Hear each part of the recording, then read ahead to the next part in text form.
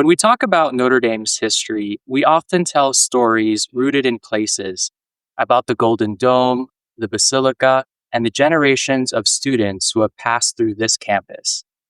But some of Notre Dame's earliest stories stretch far beyond Indiana, across oceans, empires, and histories that are only now coming back into view. More than 120 years ago, a young man from Manila named Jose Eduardo Valdez y Diaz arrived at Notre Dame alongside other students from the Philippines, the pioneers of today's Asian and Pacific Islander community in the Notre Dame family. In 1906, he became the university's first Asian graduate, earning his law degree at a time when very few students from Asia or anywhere outside the United States had access to American higher education.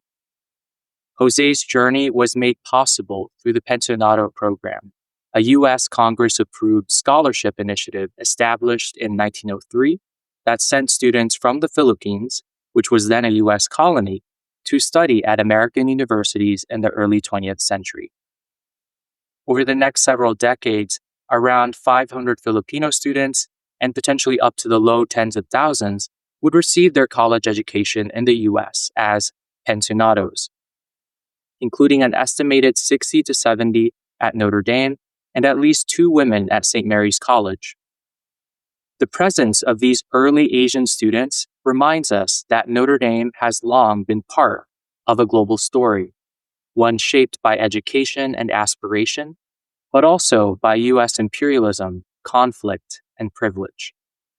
This episode invites us to sit with those complexities, to ask what opportunity meant then, who it served, and what it cost, and to reflect on how uncovering these histories helps today's Asian and Pacific Islander students and alumni see themselves not as recent additions, but as part of Notre Dame's story from the very beginning. My name is Jeremy Dela Cruz, class of 2015 and MSF class of 2019, and I serve as chair of the Asian Pacific Alumni of Notre Dame, an alumni group of the Notre Dame Alumni Association. In October 2025, APA celebrated 30 years as an official alumni group, and in 2026, we celebrate the 120th anniversary of Notre Dame's first Asian graduate. Today's conversation is part of a broader effort to look back, 120 years later, and consider how the experiences of Asian and Pacific Islanders in the Notre Dame family continue to shape who we are and who we are becoming. I'm grateful to be joined by Rebecca McKenna, a history professor here at Notre Dame, who has conducted research on the history of U.S. imperialism, political economy, and the intersections of capitalism and culture, in addition to publishing American Imperial Pastoral, the architecture of U.S. colonialism in the Philippines. Her work provides important context for understanding the Pensionado Program within the broader framework of American colonial education and trans-Pacific exchange. Thanks, Jeremy. Thanks for the introduction. I'm very glad to be here. We're also joined by Sophia Labrador, class of 2025, whose Asian Studies capstone examined the evolving presence of Filipino and Filipino-American students at Notre Dame. Her research connects the first Filipino students at Notre Dame to contemporary student experiences and campus life.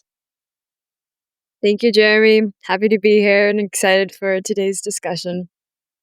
And so, without further ado, let's dive in. Great. Well, Jeremy, since we have you to thank for bringing us together this afternoon, I think we should start with you. I wonder if we could start with you sharing something about the research that you've done on early Filipino students at Notre Dame, work that no doubt builds on the work of other community historians. It struck me as incredibly valuable, not least for claiming a place for Filipino students in the university's institutional memory. So I guess I wonder if you could share with us what drew you to the topic, and maybe also how has uncovering these histories changed how you see Notre Dame in relation to Asia and Pacific Islander history? Yes, thank you. That's a great question because, this has been such a, passion project, I guess, for me. And my first interest in this particular episode of history of, the Pensionado Program and the early Filipino students at Notre Dame, was really inspired by this very vibrant online network of community historians, many of whom are Filipino Americans trying to rediscover their roots both within the United States, but also back in the Philippines as well, and kind of building a cultural bridge of memories and the patchwork history that we're able to compile.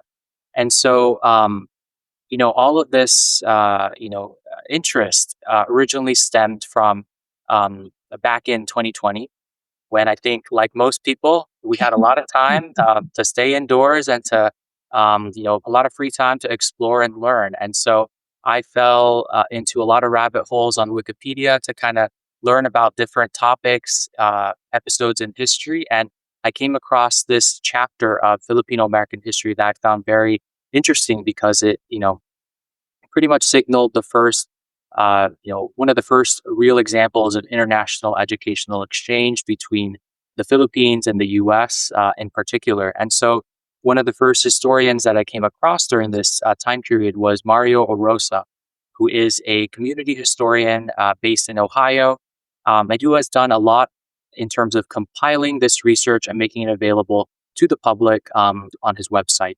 And so from Mario's perspective, it was particularly interesting because he not only wrote or compiled that research from the perspective of an academic individual, but also the fact that his own father was a Pensionado student who studied in the United States, and so his life was ultimately impacted by that particular international exchange. And so when I first kind of encountered Mario's work, in his particular articles, he includes rosters of students who attended different American universities through this particular Pensionado program. And so, being a Notre Dame, alum, I was curious if there were any, Notre Dame educated pensionados who ultimately studied at in South Bend, right? And so I came across some names, and that has kind of inspired that particular research. In particular, not only because one of the first names I saw on these rosters of Pensionado students was Roman Liku, a Filipino student who studied at Notre Dame just for a year back in 1905. But in particular, that personally resonated with me because his last name, Liku, is a very, I would say, unique last name in the sense that, I wouldn't say a lot of Filipinos have that. And why it struck me the most is because in my own grandmother's genealogical research, that particular last name appears in my lineage too. So it would be incredible to kind of piece together that that lineage to kind of realize that somebody graduate or studied at Notre Dame more than 100 years before I attended Notre Dame and graduated in 2015, right? So I think that's such an incredible chapter. And I think in terms of the way it's changed my perception of Notre Dame more broadly in terms of its history is that what's striking is that Asian and Pacific Islanders have not been recent additions to the Notre Dame story, right? We have been part of this larger history. And I think the Pensionado program is a great illustration of how much API individuals have contributed to the Notre Dame family moving forward. That's great. Yeah, and I think what a great point. I think we sometimes think of the university as globalizing just in the late 20th century or the 21st century, but you kind of point out the ways in which Notre Dame from its start, and we kind of know this even were it not for Asian students at Notre Dame, it was global, or at least international from the beginning. But to sort of remember, that Asian students have been kind of at Notre Dame from at least 1906. It had to 1903, even earlier than that. I'm struck, Jeremy, you talked about being really interested in and building on the work of community historians. And in a way, Sophia, I think we could call you a community historian. You're talking about a community of Filipino students, Filipino American students at Notre Dame. This is something you studied in your capstone project as an Asia Studies minor. And I really read that project with great fascination because you trace Filipino and Filipino American student life at Notre Dame over a number of decades. So I wonder, for your part, I'm kind of curious if you could say a little bit about what was sort of most striking to you about the continuities and maybe discontinuities of sort of the change between the period in which Valdez would have been at Notre Dame, or these are these early pensionados studying at the university, and maybe today's Filipino and Filipino American students at Notre Dame. Are there ways in which you see any? It's a lot of time that has elapsed, but any similarities in either their backgrounds or experiences, and then maybe also like the divergences Yeah. in stories. It's a great question, Rebecca. That was kind of it's one of the central questions of my research was how has Filipino American presence evolved on Notre Dame's campus? I think specifically through the lens of I think, established and formal like Filipino clubs on campus. And so we have the first Filipino club being the Pensionados on campus. They fall under a group called the Philippine Student Government Club. And then we see that name kind of evolve. It turns into the Manila Club, and then today it's known as the Filipino American Student Organization, or FOSO. And so my research tracked these evolving groups and I guess their purpose to Filipinos on campus through the past 120 years, which is just crazy. And I think that the main difference, I guess I'll start with the differences right now, is that these early forms of the club, it's a lot more inward facing. Obviously, I think you have to consider the population of Filipinos on campus. These are all Filipinos, like from the Philippines, especially in the earlier times, it's all pensionados. And so the goal is to form a community kind of within themselves. And outward facing, they want to become almost like a representative for the Philippines. And I know if I was there at the time, I would definitely feel some pressure to represent my country and make a good impression, because a lot of people on Notre Dame's campus, have only had at that time had only heard of the Philippines in the news, maybe, in these discussions with the imperialism and Americanization on the Philippines. And so maybe they had never met a Filipino in person. And so I think the goal was definitely to represent and also, I guess, form community within. I came across in the 1921 yearbook, there is a page for the Manila Club, which is an earlier version of the Filipino Club of FOSO. And in the description, there's a quote from the president of the club, and he talks about how the club members are, very fortunate to be there, and their goal is to kind of learn as much as they can from this American university and take it back to the Philippines I think the exact quote is, to become useful citizens for the Philippines. I think now, looking at FOSO, it's almost reversed. So in the past, it was kind of like, we're taking these American values and we're bringing them back to the Philippines. And I think now it's like, we get to, as a Filipino American on campus, I get to bring my own personal experience and perspective growing up in a Filipino family to campus. And I get to share that with everyone else. And I think there's definitely more exchange the other way now, which is really cool. And it's Filipinos from all over the US, all over the globe, that I've been fortunate enough to meet on campus. I think also a theme that I picked up that is something that has changed and is more present today is specifically with the Filipino American population that I was looking at currently on campus through my research. There's a lot of themes of learning and growth that have come from joining FOSO. For example, we have a big cultural showcase every year called Fiestan, where we all come together and we perform both cultural but also modern hip hop dances to the songs of Bruno Mars and Black Eyed Peas, these big Filipino successful American musical artists.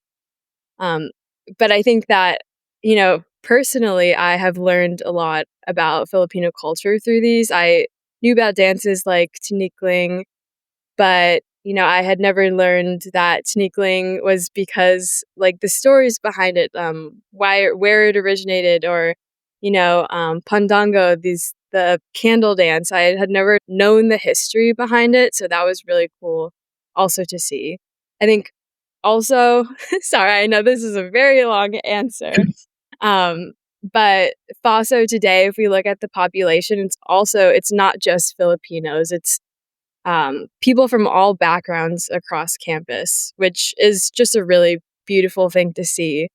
And so definitely I guess to summarize, it's started as this inward facing club with a goal of representing and almost making a good impression for the Philippines, I think. And then now it's kind of moved on to we join the club to learn more about our culture, but also then share that culture with the rest of campus, which is really cool. Yeah, that's thanks for that, Sophia. You're bringing back memories for me about my time in La Liga Filipina, which was the Filipino club at Columbia. I was at Barnard College as an undergraduate, and I got to be president of the Filipino club at Columbia. That's so awesome. Which was a great deal of fun. But much like you, I think there's a lot that I learned about my cultural inheritance that I did not know before getting to join the club and being really involved with programming. So there's a way in which I sometimes think I learned about how to be a Filipino through that club. It wasn't just sort of prior to membership, but getting to be in a community. I think this is a theme for us, to be in a community of other Filipinos and Filipino Americans, in which, there's a whole lot of learning about kind of oneself. Right. And it's so cool to learn kind of what Filipino means to other people, because I know only what it means to my family. And so, there's a lot of people on campus who knew so much more about me than Filipino culture. Yeah. Or people who didn't know anything at all. So it's also really cool to see that diversity of kind of, but we're all just here to learn, Yeah. But also to learn that there are many ways of cooking adobo. Exactly. My grandma cooks it the best. Right. Of course. That's the right answer. Absolutely. But it's really kind of fascinating to hear you reflect on, those different names that the Filipino club kind of went by before FASO. So the Manila Club, and then the Philippine Student Government Club, or the Philippine Government Club. And I think that name in particular, I think kind of calls us back, certainly to the kind of early, kind of the very kind of organization of the Pensionado movement, I think, and some of ambitions that Americans, the Filipinos had ambitions for what they could realize in studying in the United States. But Americans, of course, had kind of ambitions too about what these Filipino students, often from elite but not exclusively elite backgrounds, might come to do and experience. And then, as you say, Sophia, kind of bring back with them to the Philippines. And, I've been thinking a little bit about this, that we've, I think, sort of touched on how this is a really kind of complicated history.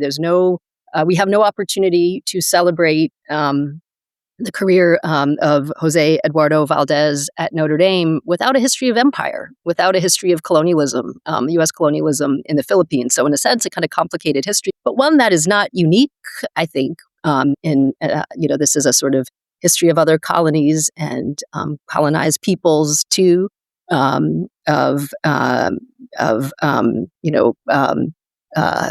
people who have been on the receiving end of imperial power, kind of wind up in the imperial kind of metropole, and gaining an education and doing kind of sometimes very unexpected things with it, like growing even kind of anti-colonial nationalist politics out of that experience.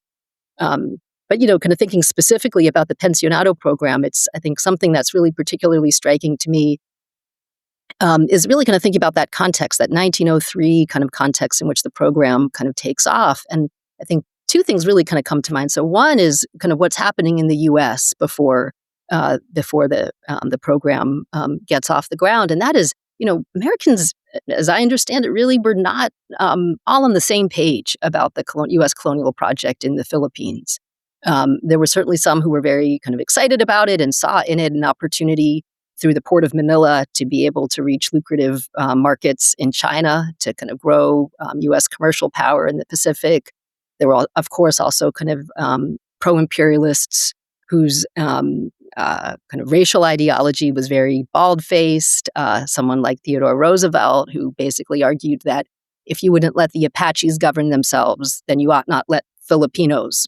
They're not fit to govern themselves either. But then on the other hand, you had anti-imperialists, either racist anti-imperialists who really worried about what would happen to the American body politic if this colony of non-white others were to become part of the greater United States, but then also anti-imperialists like Mark Twain, who saw a contradiction in a democratic republic conducting colonialism in the Philippines. So there's this debate that's happening in the U.S., and then meanwhile, the U.S. On the ground in the Philippines, as the Spanish-American War gives way to the Philippine-American War, is meeting an insurgency of Filipinos who are not down with the U.S. becoming the new imperial power.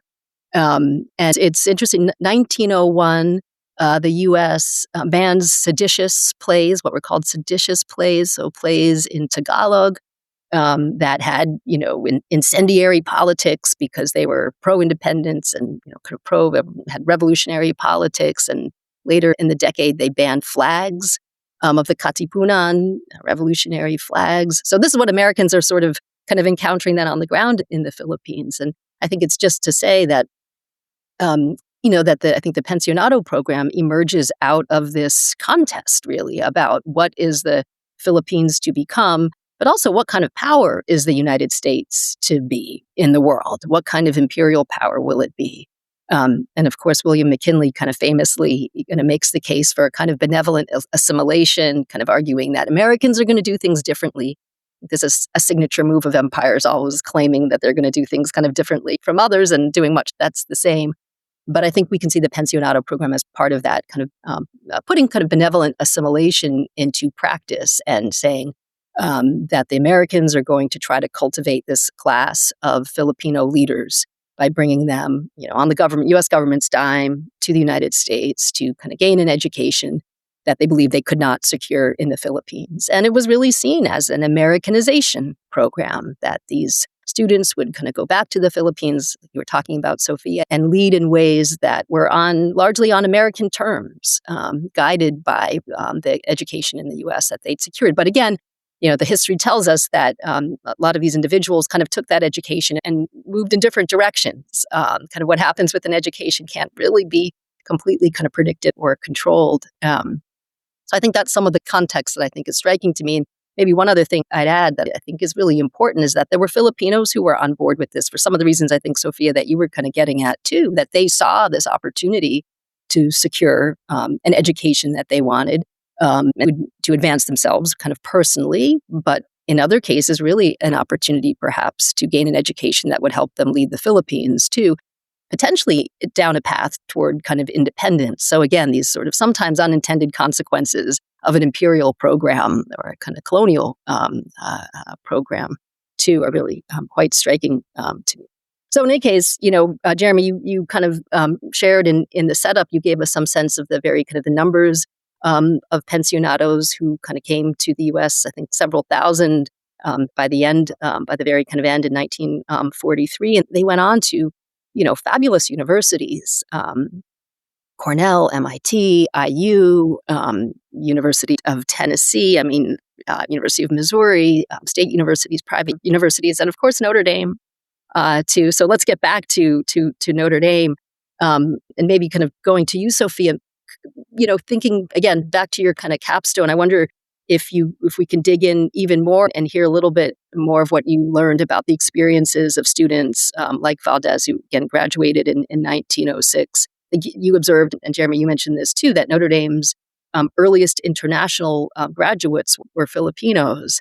So what more do you know about their experiences? You've talked a little bit about these clubs and attempts to really kind of form kind of community. Is there more you could share with us about the experiences that you learned? They had feelings of belonging, but then maybe also kind of ones of isolation or separation from the rest of the student body? hmm I think that was honestly one of the, I guess, road bumps that I came to with my research is that's the issue is that there is not much documentation. And unfortunately can't answer your question fully. But I mean, so my research, I focus specifically on student publications with the idea that, we're tracking the experiences of students. We want to hear the voice of the students. So I was looking at things like the yearbook or the dome, the scholastic, and the observer, and looking up these key terms like Filipino or Filipino American or Philippine, and seeing, what articles that I could collect and gather. And honestly, it's pretty sparse around the time of the Pensionados. Um, Obviously, we know about the Philippine Student Government Club. Actually, an interesting finding is something that I didn't include in my capstone, but when I looked up Filipino, there was articles that came up that reported on intramural teams on campus and their intramural team's mascot being Filipino. So it was like the Filipinos won a game today. But obviously, this wasn't like for the Philippine government club. It was, just another student club or student group on campus, a intramural team with the name Filipino. And so I think that could kind of reflect on, Filipinos were still seen as outsiders enough to, become a mascot for a team. So I can imagine that it must feel a little isolating for the people there at the time. It's good to know, I think now, like in my head, that they had a group of people there and that, it wasn't just one pensionado there. There's a group, which, is very calming to me. And I'm glad to hear that. But yeah, I think, through this research, that's kind of an issue that I discovered is that there is not much documentation on Yeah. earlier times. I don't know If if I you have yeah, anything else. if I can chime in here, yes. I would say, yeah, that is kind of like a great way to put it. It is like this is not the most well documented piece of history, um, which is kind of incredible to think because this was a government program. This was a Right. U.S. government program. Where's the documentation? And even as simple as the rosters of these students, it's very difficult to find complete lists of students who participated in this program. Um, and also kind of accessibility to these documents as well. I'll give a shout out to Notre Dame Archives, who kind of made a lot of this history very accessible to us through the digital archives and the records that they compiled. And, in terms of kind of the student experience, I did find some very sparse notes and letters that some of these students did kind of bring up related to, for example, um, in November 3rd, 1905, um, one of the administrators of the Pensionado Program, Mr. Sutherland, had written to Father Kavanaugh that he received a complaint from Jose Valdez, actually, that he wasn't provided a single room or a separate room for himself, which Valdez said was a custom in the case of the senior students at Notre Dame. So even then, Jose Eduardo Valdez, I guess, was speaking up to say, "Hey, I want a room too, or I want a separate room. Right? I'm a senior." So much like seniors today, very confident and kind of getting what they would like. Right? So there were instances of kind of discrimination, or whether intended or intentional. Right? For example, in February 1905, Valdez had raised a concern with Father Daniel Hudson, CSC at Notre Dame, about racial discrimination from other students. He cited how there was another Filipino student, Evaristo, whose name was Evaristo, but likely Evaristo appeared much more European, and maybe he either was a mestizo or someone who kind of was more European presenting in his features. And Valdez raised that, why are they treating Evaristo different than me? And Valdez says that he and Evaristo are actually um, are part of the same social class in Manila, right? Like Valdez, Evaristo both came from very prominent families in the Philippines. And so when as he is kind of a student here in South Bend, Indiana, he's starting to feel treated differently, right? And that's probably, maybe one of the first times in his life, right? If he had come from a very affluent background, that he would be treated in a different way than others that he would deem his social peers. So he wrote that he did hope that Father Hudson would stand up for their rights, as he put it. And then in February 1905, there was a letter that the archives has about a Filipino student, Domingo San Jose, who was being taunted by his landlady and her family over his religion, so over his Catholic faith. So that is, lots of pockets of those kind of instances. But to Sophia's point, it's very difficult to find these documents, and also, at least we can be thankful that somebody wrote them down, at least, or at least these letters made it to 2025 and hopefully beyond. So that kind of now we're able to kind of get a more fuller picture that this was not maybe not the most ideal time as well for these students. Yeah, it's really incredibly fascinating to think about, too. I mean, it's making me think about a couple of things. So one is the history of students from Latin America who would have been studying at Notre Dame for decades, even prior to, I think, like the first student from Mexico was here around kind of mid-19th century. So it's just sort of making me think, too, about like kind of the kind of shared maybe kind of experiences of students who are coming from abroad in this period.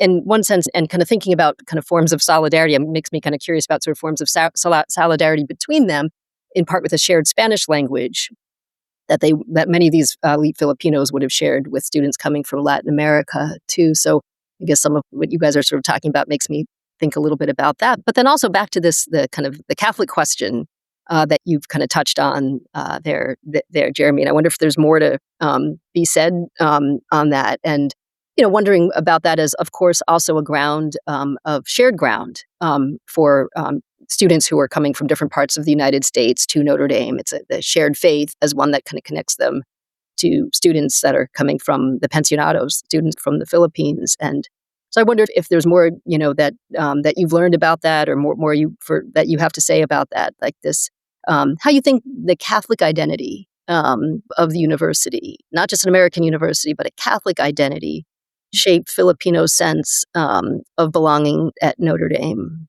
Is there more you? Yeah, that's a great question. And, kind of the long story short of it is that, to its credit, the Roman Catholic Church in the U.S.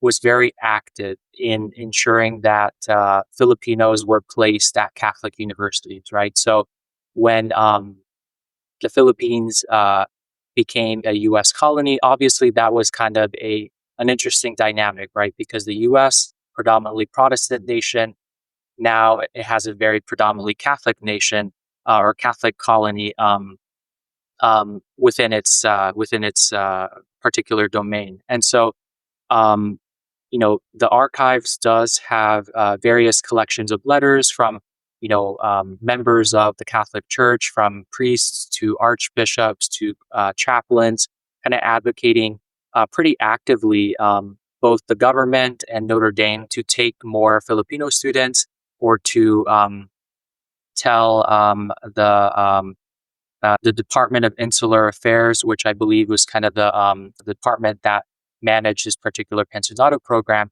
to really send them to schools like Notre Dame, Georgetown, Fordham, because these students are Catholic and they would appreciate a very Catholic formation in their higher education. And so you do hear anecdotes from these letters around Filipino students being placed at, more Protestant colleges or universities, and where they experience discrimination in the sense that, they students would laugh at them because they didn't eat meat on Fridays, right? Or they didn't attend Protestant chapel services and things like that. So there is kind of that idea that not only are they experiencing otherness because of race, because of where they come from, but also because of what they believe. And I think that is kind of has made kind of their particular journey a little bit more interesting as well. I think on a more humorous note related to this Catholic tangent too, there is even some anecdotes of Filipino, Pensionado students who chose to attend Notre Dame. And one of them is Alfonso Ponce Enrile, whose son, actually, Juan Ponce Enrile, was a prominent Filipino politician and lawyer, actually only recently passed away in November 2025 at 101 years old. So that's kind of a crazy connection there. But yeah, this particular Pensionado student, Alfonso, had originally came to the U.S. to study law in Chicago, but he would later write that he wanted to leave Chicago and her temptations to go seek refuge at dear Notre Dame, right? And so he wanted a more Catholic environment and everything like that. And he even mentions in a letter, Alfonso writes in his own words to Father Kavanaugh, he said that one of the reasons he wants to leave Chicago behind is because of the noise of the streets, but also that his mother is very old, and she wrote to him lately that the only thing that she asked of him was to be a good Catholic and to attend a Catholic institution. And so much like good Catholic families today who send their students to Notre Dame, the Filipinos were experiencing that same call, right? They, what was familiar to them was that Catholic environment, and that's predominantly what attracted them to Notre Dame in particular. And, I think it's worth noting too, of course, like that there were institutions of higher education in the Philippines at the time, and they were Catholic, right? Established by the Spanish University of Santo Tomas, for example, is one. It predates Harvard, right? It's even older than Harvard. Apolinario Mabini, who was a revolutionary leader, got his education there. He was not one of these European-educated nationalists in the late 19th century, but got it Santo Tomas. And then the Jesuit institution, Ateneo de Manila, founded in 1859, so just a little bit after Notre Dame. But just to sort of say, there's a kind of Catholic higher education that would have been had in the Philippines. But of course, if we're thinking about these pensionados, the whole point was to get to the United States. And there's actually some really, picking up on some of what you talked about, Jeremy, there's some interesting, fairly new kind of historical scholarship that's looking at the ways in which the U.S. government or the kind of colonial state really kind of harnessed the Catholic Church in some ways to advance colonial state building and really an American empire. So kind of really kind of interesting kind of intersections between those histories, even as you, Jeremy, so rightly kind of point out when we think of the kind of dominant kind of culture in the U.S. in the late 19th century. It's really like a Protestant Anglo-Saxon kind of culture. So interesting to think about these ways in which the Catholic Church and the U.S. imperial state are kind of converging in some ways too. Yeah. And, just to kind of build on that thought, because, I want to give Father Kavanaugh credit because, Notre Dame Archives has many, collections of letters from previous university presidents. One of them was Father Kavanaugh, who was the, the acting president during the time of the early Pensionado students.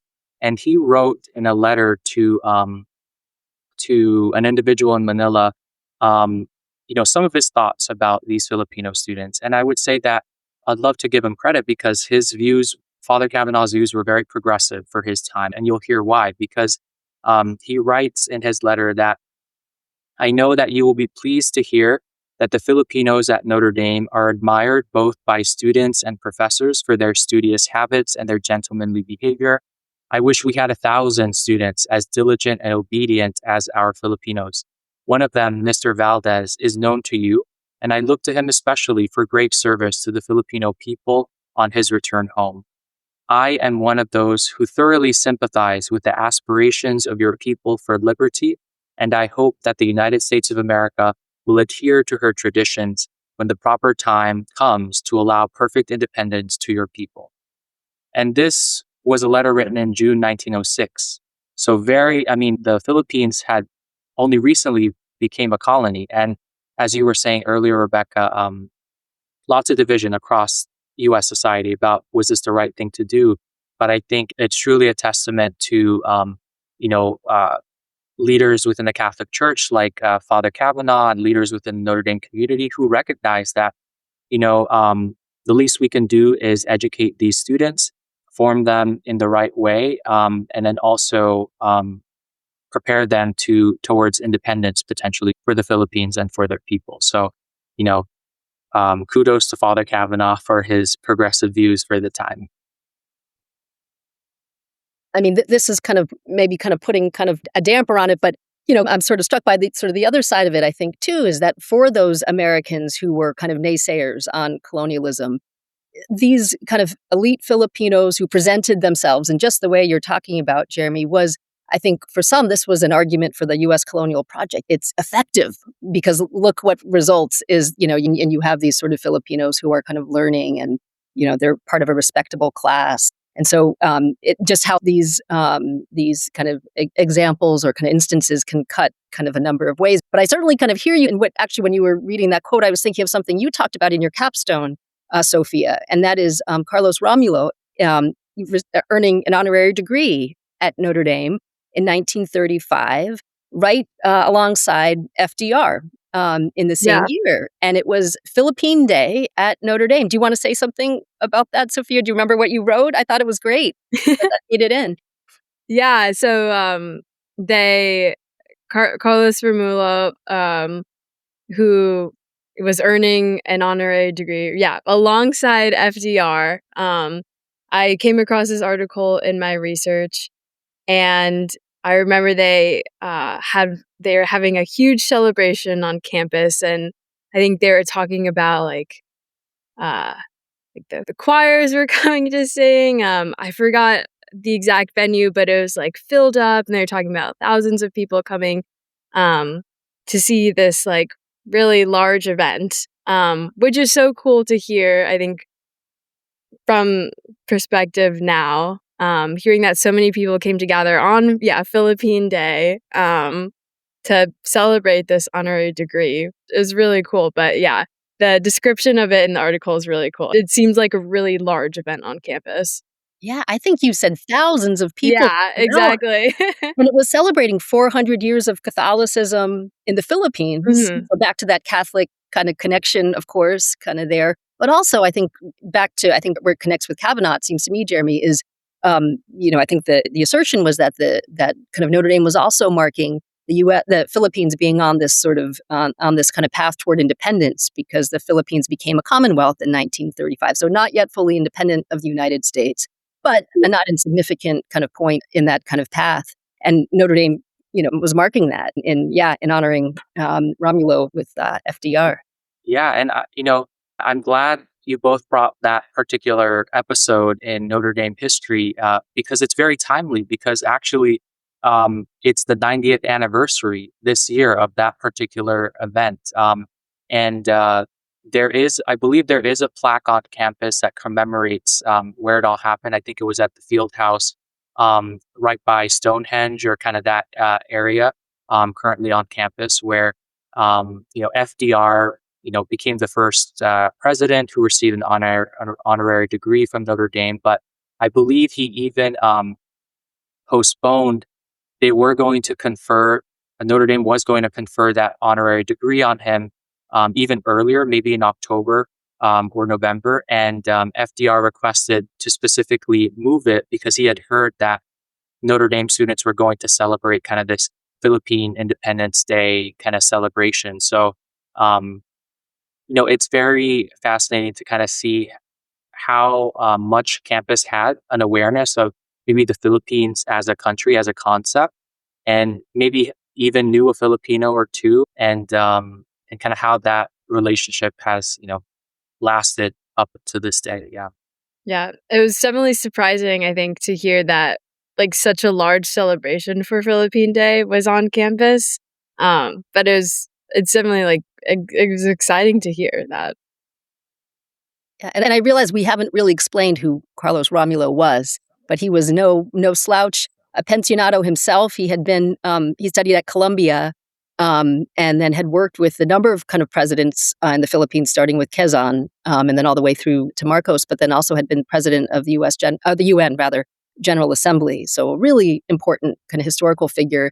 And maybe there, I mean, just kind of going back to the kind of point about kind of what records are kind of left behind, kind of, maybe some of those pensionados who had, and there were many of them who did kind of wind up in really, the very kind of top of their professions, jurists, educators, businessmen, politicians, to Philippine Supreme Court kind of justices too. Maybe there's some opportunity to really kind of return to some memoirs and papers and sort of see what we can find about that experience studying in the US. But we've spent a lot of time on history, which of course makes me super duper happy. But maybe we should kind of turn to kind of legacies and kind of get kind of closer to our moment too.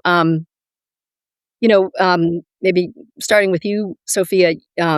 You're much like Jeremy's work. Your project brought together generations of alumni and current students. You did oral histories, org interviews with current students for your project, and then we're also tapping historical works. I wonder if you could reflect on what the rediscovery of Valdez and early Filipino students at Notre Dame has meant for you personally. I think you've started to kind of get to some of this, but I wonder if you could sort of say more about that. What has it meant to you personally? And do you have some thoughts about how Notre Dame and other institutions of higher education where there were kind of pensionados can do more to maybe recognize, honor the history? Yeah. Well, I have to say that, one of the reasons that I did this capstone and became an Asian studies minor in the first place was to learn more about Filipino American history. And I think I encountered that there are not a lot of formal Filipino like education classes on campus. We get bits and pieces here and there. I took like a class called Global Asia. We went over, government styles in the Philippines, and that was maybe one lecture. Or I was also in a class called the Asian American Experience, and we had a couple lectures on the Philippines and Filipino American experience. And so having that perspective, and then that limited perspective, and then going into this long project that Jeremy has informed greatly, it has, meant so much to me. I think that Notre Dame has a reputation for legacy. Like that is, we pride ourselves on our rich history. And I think a lot of my peers, have friends that went to Notre Dame, have like family went to Notre Dame. And growing up, I was the first one in my family to go to Notre Dame. And, having encountered a lot of these people that have legacy families, that's really cool. And I think in a way, I've honestly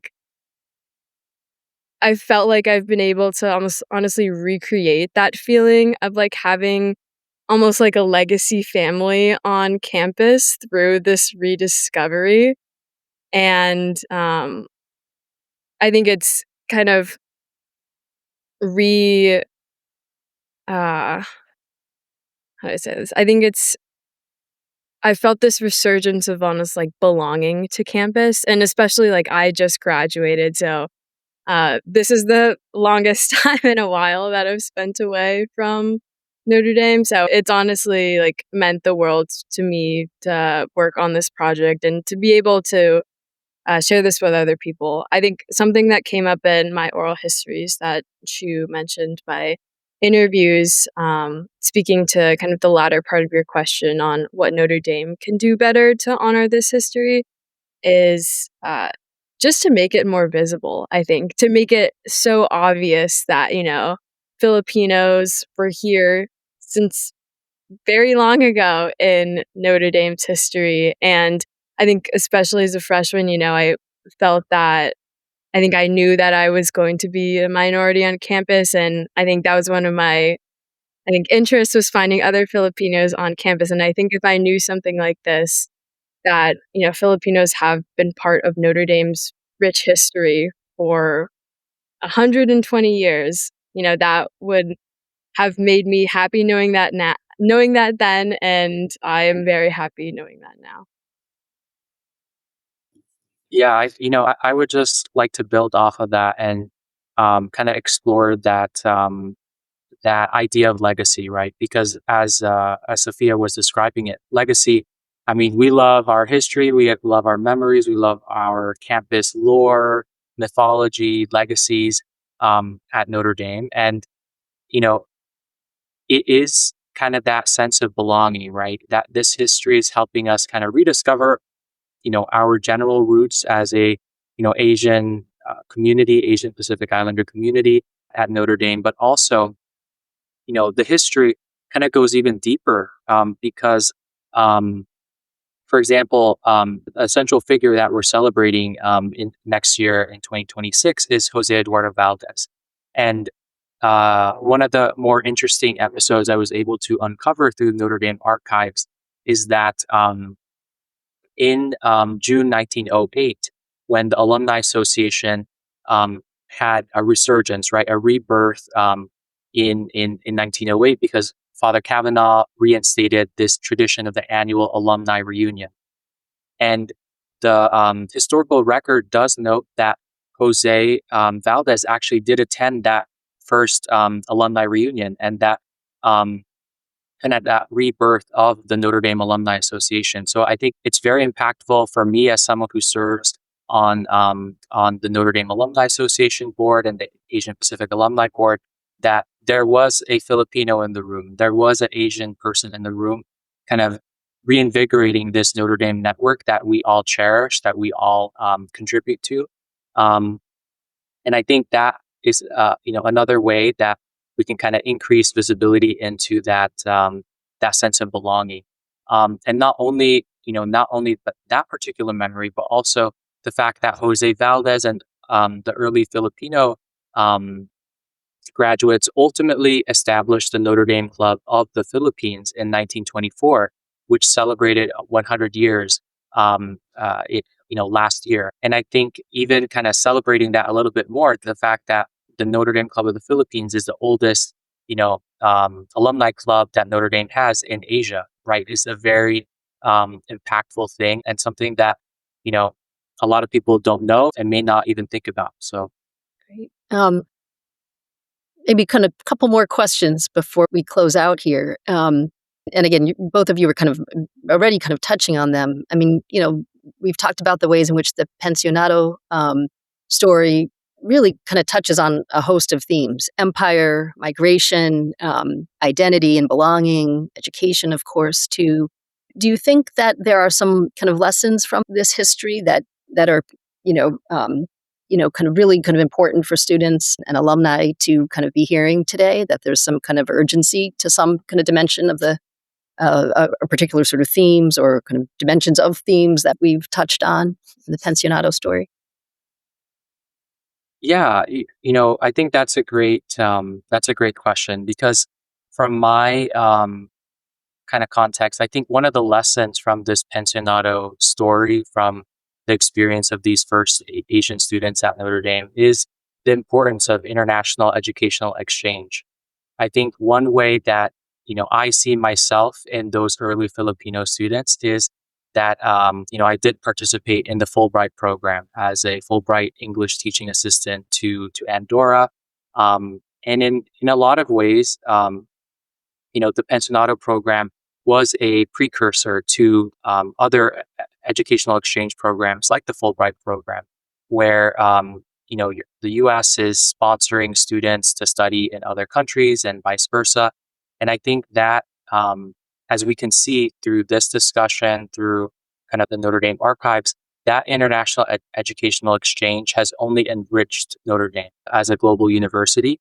And, kind of another lesson would be that we continue to welcome, global scholars, international students, both at Notre Dame, beyond, because they, contribute so much to our understanding of, other cultures, other disciplines, and also kind of help us to view education as a vehicle of opportunity, which I think, as much as it was important back in 1906, it's still relevant today in 2025 and beyond. That education really is kind of that driver of both, socioeconomic change and also political change, and how, you're forming future leaders of tomorrow through higher education. So that's kind of how I would view those particular lessons from this chapter of history.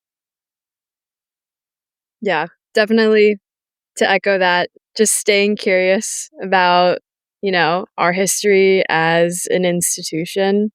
And yeah, continuing, I guess, echoing what Jeremy said, to stay curious about the people that continue to build Notre Dame's community. And hopefully moving forward, we, can continue to welcome so many perspectives and backgrounds on campus. I think also a lesson that I've taken away is like the importance of Notre Dame as like an institution and their voice to the students on campus, and to, I think, the legacy and the history that does get remembered. I know we talked about, the documents, and shout out Notre Dame archives for saving a lot of this stuff. But even, going back to our conversation on the celebration of Philippine Day on campus, I think it means a lot to the people and the identities on campus when the university itself acknowledges them and celebrates them. And so I hope that we can continue to do that. I'll just kind of quickly add, and really kind of seconding what you guys have said, it's sort of striking to me, especially maybe as we think back to the example, maybe Romulo is like the most kind of striking example of this, but the ways in which international students, but then particularly we're talking about Filipinos, really helped to put Notre Dame on the map in many respects. So back to like the value of international students at Notre Dame, kind of putting kind of Notre Dame through the presence of Romulo kind of being honored here, but kind of students kind of in general, putting Notre Dame in conversation, into the conversation of kind of U.S. foreign affairs and, kind of big, kind of major kind of questions about kind of U.S. power in the world, but the shape of the world order too. The presence of those students, in a sense, kind of provokes those questions, and again, recognition of, in some ways, of kind of Notre Dame, kind of having something to contribute to them. And it's not lost on me too that Notre Dame has just sort of moved in the direction of need-blind admissions for international students, and with that hope then too that it's not just elite students who get to come to Notre Dame, but kind of well beyond that as well. Okay, final question. Okay, you can teleport back to the past and meet Jose Eduardo Valdez, and early Filipino students at Notre Dame. What would you want to know from them? What would you want to ask those early students, Filipino students at Notre Dame? And then is there something you'd like for them to know about Filipino or Filipino-American student life at Notre Dame today? I think answering both questions, I would invite them to a performance of Faso's Fiestang. I would be very curious to see their take on our interpretation of the cultural dances and the traditional dances. I know that we love our, Faso today loves our modern twist on a lot of the dances. This past year we did Modern Snickling to APT by Bruno Mars and Rosé. So I would love to get their critiques, their opinions, their feedback on that show, but also it would be pretty cool to have them there. I think that's what I would do if I could meet them. That's a great answer. I guess what first immediately comes to me, I would love to ask Jose Eduardo Valdez and the early Filipino students, like, how did you survive Northwest Indiana winters? Good What did you question. wear, right? They're coming from like the tropical climate in the Philippines to the US, and like, just, I wonder, it probably blew their mind to see snow, to see how, Midwest life. And I'd love to ask them, um, did they miss, flavors from, Filipino cuisine while they were here? How did they adjust? I'd love to ask them, you know, um, what were their favorite Notre Dame traditions, right? That's kind of a typical question you ask alumni, students, and I'd love to kind of see how they experience campus life. I think from the other way around, what I would love to tell them, I'd love to say, thank you to them for being pioneers, right? And not knowing that they were pioneers. And I think it's very impactful that we're fortunate enough to even know who they were. We're fortunate that the first Notre Dame's first yearbook was published in 1906, so that we do have a record of their names, their image, and everything like that. And I think it's just very inspiring that we can continue to celebrate their legacy. And in terms of that, continuing gratitude, also the fact that they had the forethought to start the Philippine Government Students Club, right, and ensure that there was that community of Filipinos, regardless of whether they were in the Philippines and beyond, and the fact that has continued to evolve over time to today's Filipino American Student Organization, I think is a powerful testament to their foresight and their planning, because for a lot of students, a lot of college students, you never know really what's going to stick if you start a new club, a new tradition. But the fact that if they could come back and see, all the great things that Sophia, other student leaders have done over time with FOSO, I think I would hope they would be very proud, but also very excited to see where this community of Asian and Pacific Islanders in the Notre Dame family, where we're headed and where we're going. Well, I think that's a great final word on our discussion. This was a lot of fun, guys, and I'm going to hand the baton back to you, Jeremy, to close us out. Thank you, Rebecca. As we close, I just want to offer my sincere thanks to you, Rebecca, and Sophia, for helping us bring this history into clearer focus. Our scholarship, curiosity, and care has truly reminded us that these stories do not simply belong to the past. They continue to shape how we understand Notre Dame, its global reach, and its responsibilities today. The story of Jose Eduardo Valdez and the early Filipino students at Notre Dame invites us to reflect not only on Asian American achievement, but on context, on how education can open doors while also carrying the imprint of the systems that created it. By revisiting these histories together, we're better equipped to ask thoughtful questions about belonging, representation, and what it means to be part of a truly global Notre Dame family. This episode is part of a larger commemoration of Jose Eduardo Valdez's achievement 120 years later, to recognize the enduring presence of Asian and Pacific Islanders at Notre Dame, and to ensure that our stories are remembered, studied, and shared. I'm hoping that through this particular conversation, through this ongoing research, that we continue to celebrate these stories of belonging, and that we continue to look deeper into the histories of other communities. For example, Indigenous populations, Pacific Islanders. There are so many other stories to tell, and I think this will hopefully reinvigorate this particular research and into other areas of adjacent studies into other communities. And so I hope that this conversation continues to encourage that dialogue, that deeper research, and a renewed commitment to telling Notre Dame's story in all its colorful complexity.